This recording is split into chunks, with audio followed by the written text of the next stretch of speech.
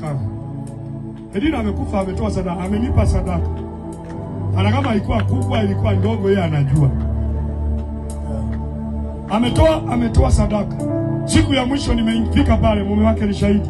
Wanasema muda wa kuona wagonjwa umeisha. Apostle, sidhani kama utaingia ndani. Daktari mmoja ananiita, ananiambia, Apostle, umekuja kwa mgonjwa wako? Nikasema yes. Akasema yule pale.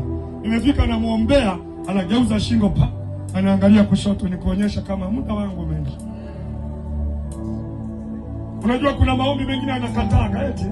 Waombaji sisi tunakubaliana? Ndio. Kuna maombi ukiomba anakataa, yafiki.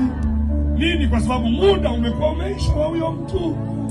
Jamani, ufalme huo ambao hauna magonjwa, ambao hauna shida, ambao hauna kilio, ambao hauna mateso, ambao hauna uchawi, leo ninatangaza kwenye familia yako, ule ufalme ukaingia katika